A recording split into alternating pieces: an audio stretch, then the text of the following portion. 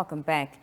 Now, End Period Poverty is an initiative aimed at addressing the critical issue of period poverty, defined as the lack of access to menstrual products, hygiene facilities and education. With an estimated 500 million people affected worldwide, this organization collaborates with partners to raise awareness and provide essential resources. Their efforts include educational campaigns, product donation, and community engagement events, such as which took place over the weekend. By fostering partnerships and advocating for menstrual equity, End Period Poverty seeks to empower individuals and dismantle the stigma surrounding menstruation. Now, joining us to share more on their recent event is Cathy Kambanda, who is a collaborative member and representative of EPP. Cathy, good evening, and thank you so much for joining us here on the Daily Roundup. Good day, how are you? Good, thank you. Thank you so much for your time this evening. Your sound is a bit low. I can't hear you very well. I hope you can hear me with this first question I'm going to ask you. Perhaps you can start, Cathy, by telling us, what the primary goal of the End Period Poverty initiatives are. Well, the End Period Poverty, the name says it all. We are there to strive for ending the period poverty. Why we say this is simply because we have a lot of young ladies that cannot afford sanitary pads, or parents that can't afford sanitary pads. Besides that, we involve the boy child and the girl child in the sanitary care awareness. Not only that, we put a lot of emphasis on involving men in these conversations.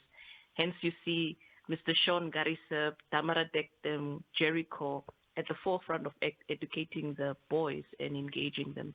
Why we also want to include the boy child is because of the mockery and the bullying when they witness a stain on the skirt or something like that, yeah. Mm-hmm.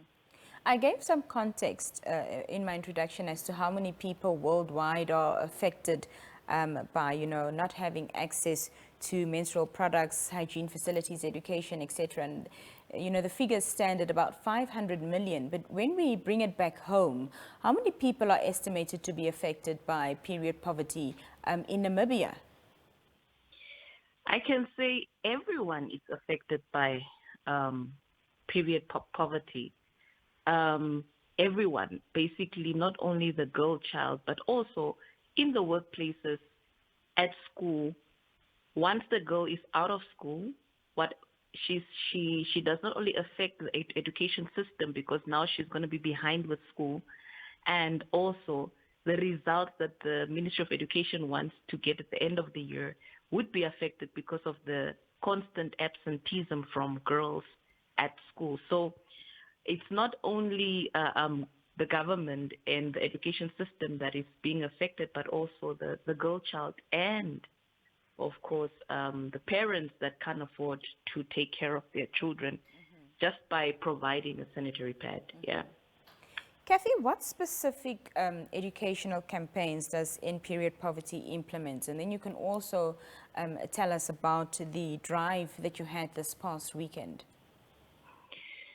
We create awareness on sanitary pad care. And then we also address mental health when it comes to the area of the period, just generally periods.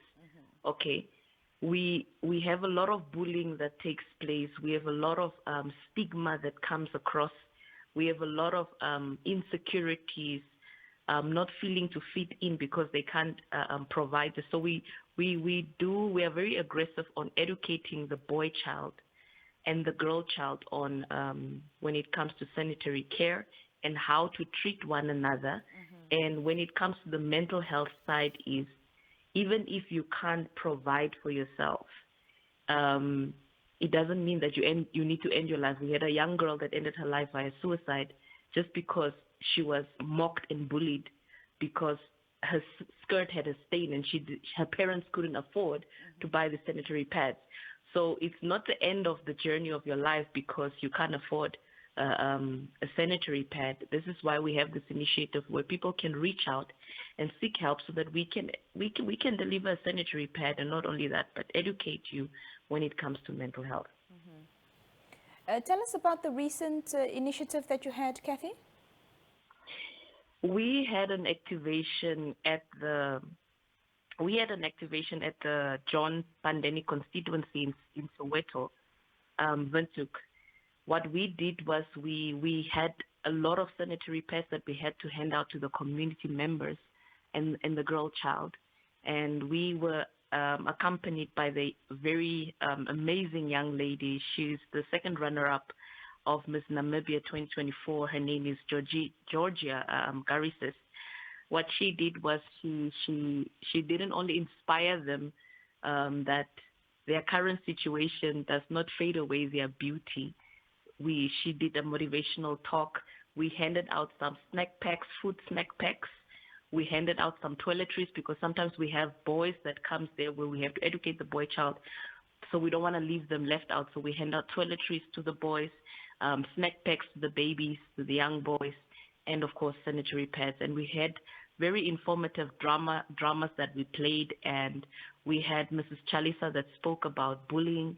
It was a very engaging and very informative activation that we had with the team. Cathy, what partnerships has End Period Poverty Namibia formed, to enhance its efforts? Well, End Period Poverty is in collaboration with National Mental Health Care Namibia, where what we do is we don't only, like I said, we don't only address giving handouts on sanitary pads, but we want to educate the thinking of the people. We want to change their thinking. We want to create a positive atmosphere around period poverty.